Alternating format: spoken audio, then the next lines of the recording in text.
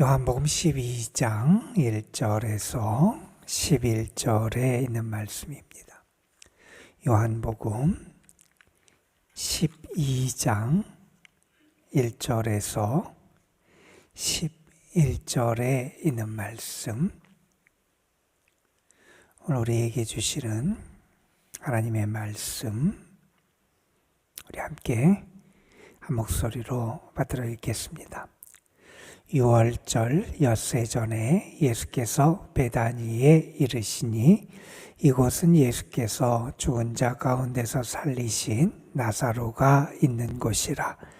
거기서 예수를 위하여 잔치할새 마르다는 일을 하고 나사로는 예수와 함께 앉은 자 중에 있더라. 마리아는 지극히 비싼 향유 곧 순전한 나드 한 근을 가져다가 예수의 발에 붓고 자기 머리털로 그의 발을 닦으니 향유 냄새가 집에 가득하더라.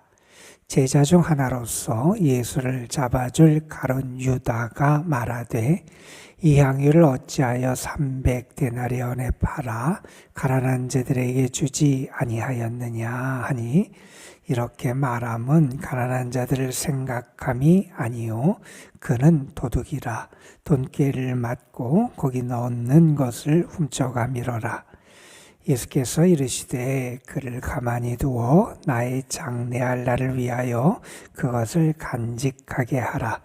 가난한 자들은 항상 너희와 함께 있거니와 나는 항상 있지 아니하리라 하시니라. 유대인의 큰 무리가 예수께서 여기 계신 줄을 알고 오니 이는 예수만 보기 위함이 아니요 죽은 자 가운데서 살리신 나사로도 보려 함이로라. 대제사장들이 나사로까지 죽이려고 모의하니 나사로 때문에 많은 유대인이 가서 예수를 믿음이로라. 아멘. 사람들은 나름대로의 자기의 자기의 척도를 가지고 살아갑니다.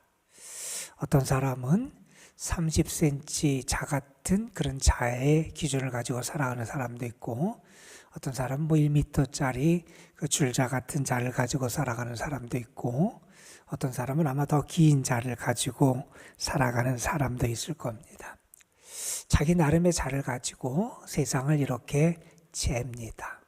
그리고 이것은 길다 그러고 이것은 나름대로 짧다 이렇게 평가를 합니다. 그런데 그 평가가 물론 아주 작은 경우에 맞을 때도 있지만 그렇지 못한 경우가 많이 있는 것 같습니다. 여러분, 하늘의 것은 하늘의 자로 잴 수 있어요. 영원한 것은 영원한 자로 잴 수 있어요. 우리나라 선교 초기에 우리나라에서 들어왔다 활동했던 많은 선교사들이 계셨는데, 한번 소개해드린 것 같은데 헤론이라고 하는 의사가 계셨어요. 그분은 의과대학을 졸업했고요. 졸업할 때 성적이 좋고 아주 뛰어난 인재라 학교에서 계속 남아서 연구하고 교수직을 할 것을 권유받았지만 그것을 거절하고 우리나라에 선교사로 오게 됩니다. 1885년에 의로 선교사로 헌신하기로 하고 우리나라에 와서 활동을 하게 됩니다. 그 후에 한 4, 5년이 지난 후에 1890년경에 우리나라에 각종 전염병이 여름에 창궐한 때가 있었어요. 그때 이분이 많은 사람을 위해서 헌신하며 사람들의 목숨을 건지기 위해서 애쓰는 사역을 하게 됩니다. 최선을 다해서 힘을 다해서 헌신을 합니다. 그러다가 과로 또한 더위 그리고 이질로 말미암아 그가 몸져 눕게 됐고 3주 동안 고생하다가 하나님의 부르심을 받게 됐습니다. 아내가 있었고요. 어린 두 딸이 남겨져 있었습니다. 한국에 와서 그의 선교 활동이 5년이 될까 말까 하는 그런 짧은 그런 선교 활동을 하고 하나님의 부르심을 받은 겁니다. 여러분, 그분의 삶 어떻게 보면 참 허망하다 이렇게 말할 수 있고, 아니 그렇게 뛰어난 인재가 다른 곳에서 더 위대하게 그의 삶의 업적을 남기면서 살아갈 수 있었을 텐데 왜 그 당시 그렇게 열악한 곳에 와서 그렇게 힘들게 고생하다가 그렇게 젊은 나이에 세상을 떠나게 됐을까? 우리는 그 사람을 바라보면서 그런 생각을 할 수도 있습니다. 어떤 입장에서 보면 참 허망한 삶이고 참 다른 데 사용했으면 더 좋았을 텐데 하면서 그의 삶이 낭비된 삶처럼 여겨지는 그러한 생각을 할 수도 있을 겁니다. 그런데 그분의 삶은 주님을 닮은 삶이었고요. 주의 부르심을 따라 살아가는 삶이었고요.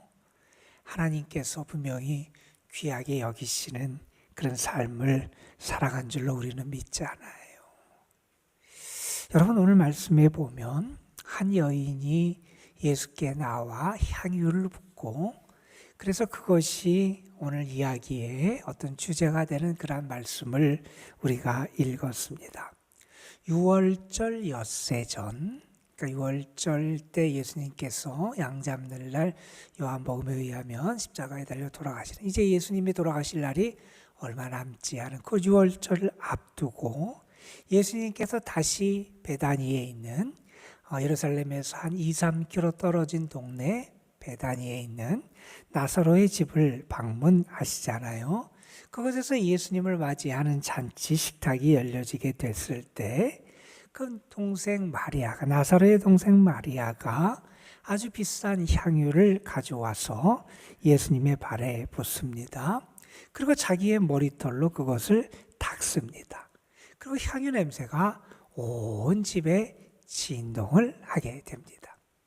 자, 그런데 이 일을 보고 있던 예수님의 제자 중에 한 사람, 오늘 요한복음은 그 사람의 이름을 우리에게 밝히는데 가룟 유다라는 사람이 그 사람을 비난하고 질책을 합니다. 왜 비난하고 질책을 하느냐?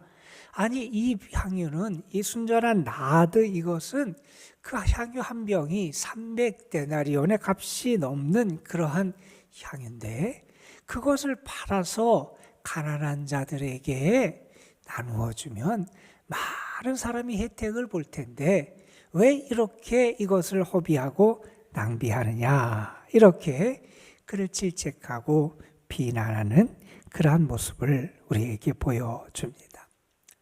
여러분, 우리가 그래요. 내가 하나님을 위해서, 주님을 위해서 내가 선한 일을 하고 헌신할지라도 어떤 사람의 눈에는 그것이 비난의 대상이 될 수도 있고요. 오해를 불러오는 그런 일이 될 수도 있다는 것을 우리가 알게 됩니다. 여러분, 이 사람이 누구예요? 예수님의 제자예요. 그동안 예수님과 함께 했던 사람이에요. 그러니까 멀리 있는 사람이 아니에요. 가까이 있고, 그리고 예수님에 대해서 가장 잘 알고, 예수님의 가르침을 가장 잘 알고, 예수님이 무엇을 원하시는지 가장 잘 알 것 같은 사람이 이러한 비난을 하고 질책을 하는 거예요. 여러분, 우리에게도 그런 일이 분명히 있을 수 있어요. 나는 나름대로 최선을 다하여 주님을 위하여 헌신하고 또 다른 사람을 섬기고 하나님의 교회를 섬길 때 누군가에게 질책과 비난을 받을 수도 있다는 겁니다. 그러나 우리는 분명히 알아요. 사람이 알아주는 게 중요한 게 아니라 하나님이 알아주시는 게 중요하고요. 사람의 인정이 우리에게 목적이 아니라 하나님께서 인정해 주시는 게 중요하다는 사실을 우리가 알게 됩니다. 여러분, 이 여인의 모습을 한번 보세요. 그가 왜 이렇게 예수님 앞에 나와서 그의 가장 소중한 재산과 같은 이 향유를 쏟아붓고, 여러분 300데나리온이라고 하는 것은 300일의 노동자 임금이에요. 그렇다면 엄청난, 거의 1년이 365일이니까 1년의 임금이라고 말할 수 있을 만큼 엄청나게 큰 돈인데 그렇게 돈이 나가는 향유를 주님 앞에 쏟아부을 수 있었을까 아마 여러 가지 이유를 말할 수 있지만 아마 이런 마음이 있었을 거예요. 자기의 오라버니 나사로를 살려주신 주님의 은혜가 너무나 감사해서 그 은혜에 대한 감사로 이런 일을 했습니다. 또 여러분 보세요. 자기의 향유를 붓고 자기의 머리털로 예수님의 발을 닦아요. 참 겸손하게 최선을 다해 예수님을 섬기는 모습을 보여줍니다. 그리고 무엇보다도 300데나리온이라고 하는 엄청나게 귀한 것을 아낌없이 주님에게 바쳐요. 아주 귀한 모습이잖아요. 그리고 이 여인은 알지 못했을지 모르지만 7절에 보면 예수님께서 이런 말씀을 해요. 그를 가만두어 나의 장례날을 위하여 그것을 간직하게 하라. 이거 무슨 얘기냐면 이 여인의 기름 부음은 예수님의 장례를 준비하는 거라는 겁니다. 여러분 당시 유대인들은 그러잖아요. 사람이 죽고 우리가 예수님께서 부활하셨을 그때도 여인들이 향유를 준비해서 예수님에게 가서 기름을 부으려고 받으려고 그랬다. 시신에 그런 장면이 나오잖아요. 시신에 향유를 바르는 거예요. 이게 장례를 준비하는 그런 건데 예수님의 죽으심을 암시하고 준비하는 일이었다 하는 겁니다. 여러분 예수님의 죽으심은 어떤 죽으심입니까? 우리의 죄를 대속하기 위한 죽으심이었어요. 그런데 그 죽으심은 그래서 우리를 살리고 우리를 구원하시는 하나님의 아들 메시아, 다시 말해서 그리스도로서의 대속의 죽으심이었어요. 여러분 메시아 말 그대로 기름 부음을 받은 자입니다. 그것을 헬라 말로 그리스 말로 번역한 게 그리스도입니다. 기름 부음을 받은 자. 그런데 지금까지 어느 누구도 예수님에게 기름을 붓지 않았어요. 그런데 이 여인이 기름을 부은 그것은 메시아 그리스도로서의 예수님의 죽으심을 준비하고 그것을 위한 기름 부음이었다는 겁니다. 그래서 예수님께서 뭐라고 말씀하십니까? 마가복음에 보면 이 여인이 나한테 좋은 일을 하였다. 복음이 전파되는 곳마다 이 여인이 행한 것이 전파될 거다. 왜요? 메시아이신 예수님, 그분의 죽음을 준비하는 기름 부음의 역사를 행했기 때문이다 하는 겁니다. 여러분 이것이 귀하게 보여야 되는데 귀하게 안 보이는 거예요. 이 일이 아름답게 보여야 되는데 아름답게 안 보이는 거예요. 가룟 유다에게는. 이것이 낭비 같고 허비 같고 헛된 일 같고 그렇게 평가하고 바라보는 게 이 가룟 유다의 눈이었고 관점이었다 하는 것을 우리가 알게 됩니다. 한 사람은 예수님을 위하여 자신의 모든 것을 바치며 헌신하고 사랑하는 사람이 있는데 어떤 사람은 그를 비난하고 그를 질책하는 탐욕의 사람이 있더라 하는 겁니다. 여러분 오늘 말씀 요한복음 12장은 이 가룟 유다가 왜 이렇게 말하는지 이유도 우리에게 좀 자세하게 설명을 해줍니다. 그가 이렇게 말하면 6절에 보면 그는 도둑이라는 거예요.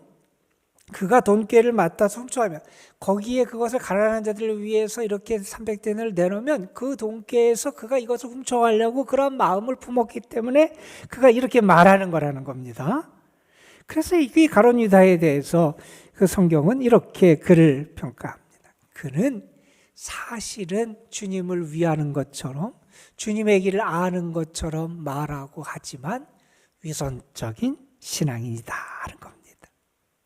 그는 그의 마음속에는 탐욕이 있는 도둑질하는 그런 게 그의 모습이라는 겁니다. 또 말합니다. 여러분 그는 다른 사람을 칭찬하고 격려해 주는 사람이 아니라 다른 사람을 헐뜯고 비난하는 사람이라는 겁니다. 뿐만 아니라 그는 예수님의 죽으심이 어떤 의미가 있고 예수님이 가시는 그 길이 무엇인지를 영적으로 알지도 못하는 어리석은 사람임을 우리에게 보여줍니다. 여러분, 우리는 분명히 믿어요. 우리가 주님께 드리는 아주 작은 헌신일지라도 주님은 그것을 귀하게 봐주세요.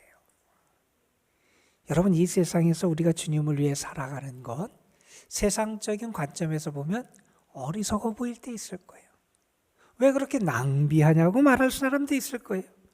현재 눈앞에 있는 이익과 이득을 잃어버리는 것처럼 보이는, 그래서 어리석다고 우리에게 말하는 사람이 있을 거예요. 그러나 여러분, 현재 눈앞에 있는 이익, 세상의 이익을 잃어버리는 것처럼 보일지라도 우리는 영원한 보화를 얻는 길이 거기에 있음을 분명히 믿습니다, 여러분. 여러분, 우리는 믿음의 눈을 가지고 살아가야 돼요. 무엇이 정말 아름답고 귀한 것인지를 알 수 있어야 돼요. 무엇이 주님이 기뻐하시고 주님이 원하시고 주님을 기쁘시게 하는 것인지를 우리가 알고 살아갈 수 있어야 한다는 겁니다. 여러분이 주님께 헌신하는 그곳에 저는 이 집안에서처럼 아름다운 주님의 향기가 드러날 줄로 믿습니다, 여러분. 우리가 주님을 사랑하는 그곳에 주님의 또한 놀라운 사랑의 향기가 드러나게 될 겁니다. 여러분, 우리는 주님을 위해 살아가는 사람이에요. 세상이 볼 때는 우리를 어리석은 사람이라고 말할지 모르지만 우리는 주님을 위하여 우리의 삶을 드리는 사람이에요. 이렇게 나와서 기도하는 것, 우리의 시간, 우리의 삶의 시간을 드리는 거예요. 세상 사람들은 편히 자고 편히 자기의 일을 하고 다른 것에 시간을 쏟는다고 말할 수 있을지 모르겠어요. 너희는 왜 그렇게 하냐고 말할지 모르겠습니다. 그러나 우리는 압니다. 하나님을 예배하고 하나님께 기도하고 하나님을 만나는 시간이 세상이 줄 수 없는 평안과 위로와 능력과 소망을 붙잡는 시간임을 우리는 알잖아요. 여러분, 세상 사람들, 우리가 주님을 섬기기 위해서 다른 사람에게 사랑을 베풀기도 하고 하나님 앞에 헌금을 드리기도 하고 우리의 삶에 어떤 세상 사람들이 보기에는 물질적으로도 손해나는 길이라고 말할 수 있을지 모르겠습니다. 그러나 여러분, 그것을 통해서 하나님의 구원의 열매가 맺혀지고요. 하나님 우리에게 주시는 복이 얼마나 많음을 우리는 알잖아요. 여러분, 예수님께서 어떻게 하셨습니까? 예수님은 자신의 생명을 우리를 위해 주셨어요. 이 세상에서 가장 어리석은, 세상 사람들이 보기에는 가장 크고 가장 소중한 그것을 우리를 위하여 그냥 버려주셨어요. 낭비해 주신 거예요. 그러나 여러분, 예수님의 그 거룩한 희생이 우리를 살리고요, 우리를 구원하고요, 우리가 하나님의 자녀가 되게 하고요, 이 세상에 사랑과 생명의 열매를 맺게 하셨음을 우리는 잊어서는 안 될 겁니다, 여러분. 여러분, 우리는 어떤 눈을 가지고 나의 삶을 살아가고 또한 바라보느냐 중요합니다. 주님이 기뻐하시는 것을 기뻐할 수 있어야 되고요. 주님이 귀하게 여기시는 것을 귀하게 여길 수 있어야 되고요. 그래서 그것을 내가 귀하게 여길 뿐만 아니라 살아내는 그런 주의 사람들이 되어야 될 줄로 믿습니다, 여러분. 여러분을 통해서 하나님 함께 하심에 아름다운 열매들이 맺혀지게 되시기를 주님의 이름으로 축원합니다. 기도하시겠습니다. 아버지 하나님, 하늘의 것을 볼 수 있는 눈을 주시고 주님이 귀하게 여기시는 것을 귀하게 볼 수 있는 믿음의 눈을 주시고 참된 보화를 위해서 자신의 것을 내려놓을 수 있는 믿음의 헌신과 섬김이 우리에게도 나타나게 하여 주옵소서. 한 여인은 너무나 주의 은혜가 감사하고 주의 사랑에 감사하고 그래서 주님 앞에 귀한 것을 드려 주님의 죽으심을 준비하는 놀라운 역사를 이루게 됐는데, 그것을 보고 예수님 곁에 있다고 했던 가룟 유다는, 예수님의 제자라고 했던 가룟 유다는 그 여인을 비난하고 실책하고 헐뜯는 그런 모습을 보여줍니다. 그의 눈이 닫히니 아름다운 것을 아름답게 볼 수 없었습니다. 귀한 헌신을 낭비로 보는 그런 어리석은 판단을 하게 됐습니다. 아버지 하나님, 우리의 믿음을 다시 세워주셔서 주님을 사랑할 수 있게 하시고 주를 위해서 헌신할 수 있게 하시고 주님이 우리에게 자신의 생명을 주셨듯이 우리도 주님을 위하여 헌신하며 섬기며 살아가는 길을 걸어갈 수 있도록 인도하여 주옵소서. 그리고 우리도 주님이 우리를 바라보듯이 다른 사람의 모습과 행함을 바라볼 수 있는 저희를 되게 하여 주시고, 그래서 또 다른 사람의 소중한 것을 발견하고 헌신을 격려하고 주님의 마음과 눈으로 다른 사람을 대할 수 있도록 인도하여 주옵소서. 오늘도 우리가 주님 앞에 나와서 기도합니다. 주님을 만나는 이 시간, 기도하는 이 시간이 우리의 삶에서 가장 소중한 시간이고 우리가 영적으로 힘을 얻고 육적으로 능력을 얻는 시간임을 믿기에 주님 앞에 나왔습니다. 주의 이름을 부르며 기도하는 영혼들 오늘도 긍휼히 여겨주시고 예비하신 은혜와 사랑을 저들의 삶에 풍성하게 허락하여 주옵소서. 아버지 하나님, 성도들 가운데 연약한 가운데 있는 성도들 붙잡아 주시고 강건하게 하시고 속히 회복될 수 있도록 은혜 주시기를 원합니다. 하나님, 우리 연로하신 분들 일생 주를 바라보며 기도하며 살아온 그 길, 하나님 그 여생을 복되게 하여 주시고 주님과 동행하는 발걸음이 될 수 있도록 매일매일 주의 날개 아래 품어주옵소서.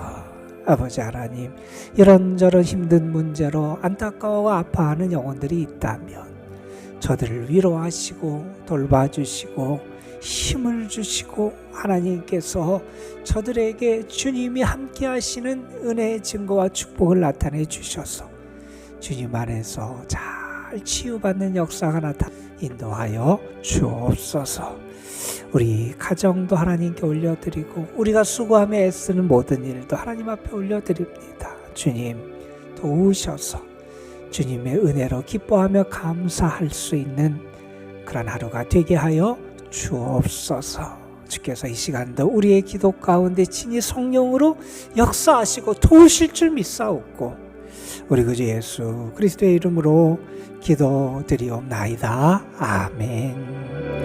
하나님 은혜 주시면 감사합니다. 하나님을 바라보고 살아갈 수 있게